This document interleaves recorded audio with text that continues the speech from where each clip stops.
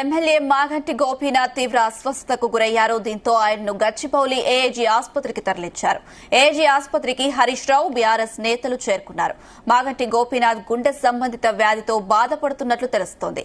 మరి కాసేపట్లో Maganti Gopinath health bulletin విడుదల చేయనున్నారు వైద్యులు.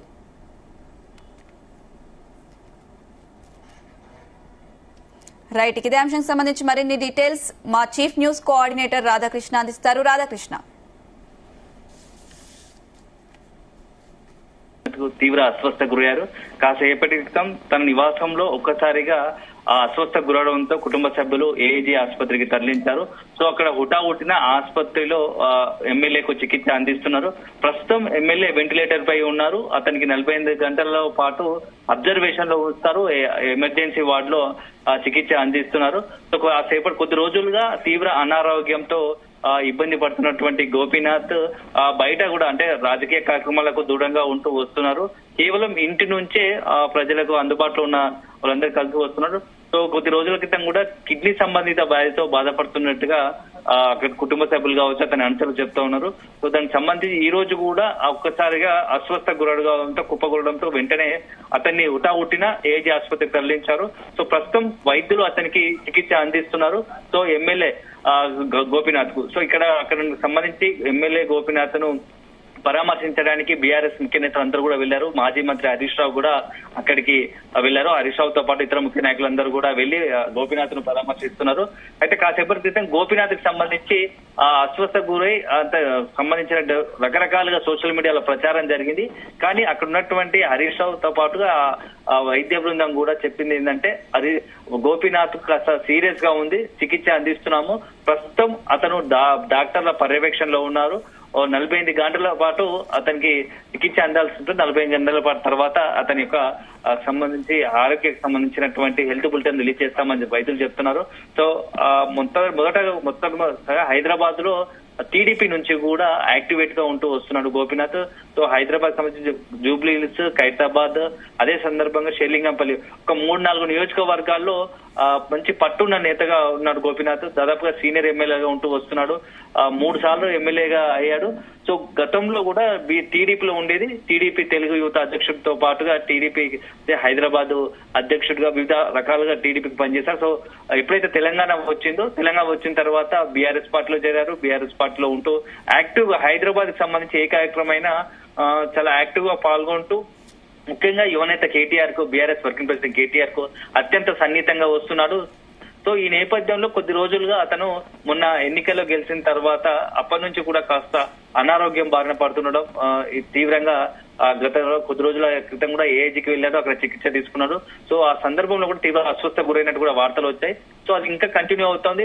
డాక్టర్లు మాత్రం విశ్రాంతి తీసుకోమని చెప్పారు.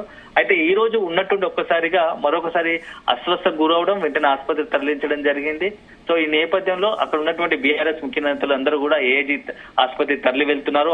ఎప్పటికప్పుడు ఆరోగ్య పరిస్థితిని సమీక్షిస్తున్నారు. సో బీఆర్ఎస్ అధినేత కేసీఆర్ కూడా మాగంటి గోపీనాథ్ సంబంధించినటువంటి ఆరోగ్య సమాచారాన్ని కూడా అందజేసినట్టు తెలుస్తోంది.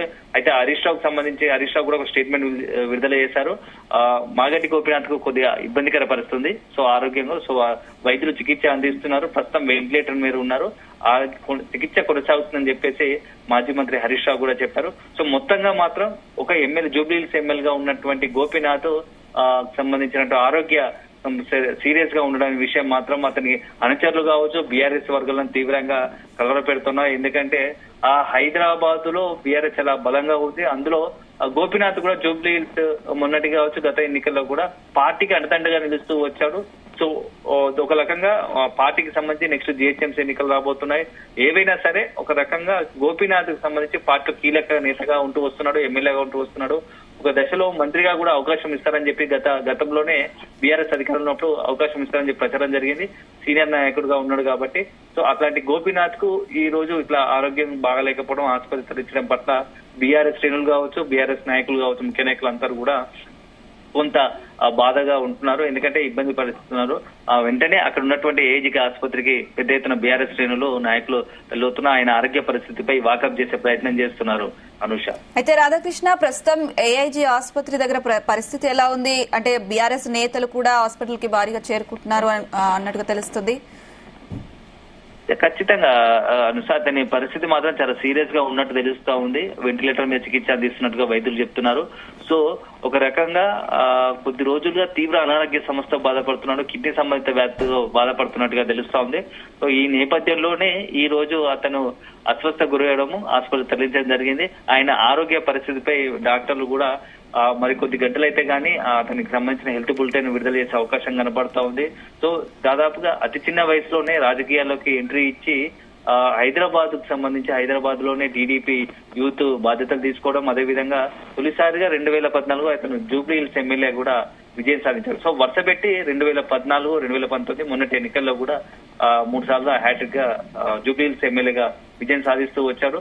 సో దీంతో ఇప్పుడు ఉన్నటువంటి పరిస్థితుల్లో అతను అనారోగ్యం గురిగాడు, అందుకే కిడ్నీ సంబంధిత వ్యాధితో.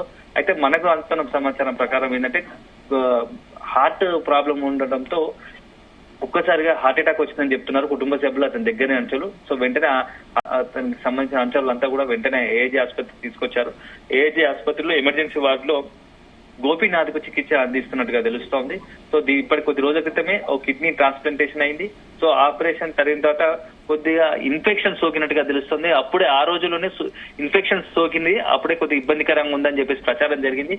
కానీ వైద్యుల చికిత్స వరకు పూర్తిగా కోలుకున్నటువంటి గోపీనాథ్ ఇంటికే పరిమితి, ఇంట్లో విశ్రాంతి తీసుకోవాలని వైద్యులు సూచించారు. అయితే మొన్నటి వరకు ఆరోగ్యం బాగున్నా మళ్ళా గత కొద్ది 2-3 రోజులుగా తిరిగి కొంత ఆరోగ్యంలో మార్పులు రావడం, అదేవిధంగా ఇబ్బంది పడుతున్నట్టు తెలుస్తా ఉంది. ఈ నేపథ్యంలో ఈ రోజు ఒక్కసారి హార్ట్ అటాక్ వచ్చినట్టుగా తెలుస్తా ఉంది. హార్ట్ అటాక్ తో కుప్పకూలడంతో అతని కుటుంబ సభ్యులు ఏజీకి ఆసుపత్రి తరలించారు. ప్రస్తుతం ఏజీ ఆసుపత్రిలో వెంటిలేటర్ పై ఆయనకు చికిత్స అందిస్తున్నారు. సో మరో ఒక గంటలో మాగంటి గోపీనాథ్ కి సంబంధించినటువంటి హెల్త్ బులెటిన్ విడుదల చేసే అవకాశం ఉంది. సో వైద్యులకు మాత్రం బీఆర్ఎస్ వర్గాలు గోపీనాథ్ కు వీళ్ళంత ఎంత మంచి చికిత్సని త్వరగా కోలుకునేలాగా చూడాలని చెప్పేసి వైద్యులతో మాట్లాడుతున్నారు. అక్కడ ఉన్నటువంటి మాజీ మంత్రి హరీష్ రావుతో పాటు ముఖ్యంగా హైదరాబాద్ కు సంబంధించినటువంటి జీహెచ్ఎంసీ పరిధికి సంబంధించిన ముఖ్య నాయకులంతా కూడా ఏజీ ఆసుపత్రికి తరలి వెళ్తున్నారు. Anusha. Right Radhakrishna, thank you.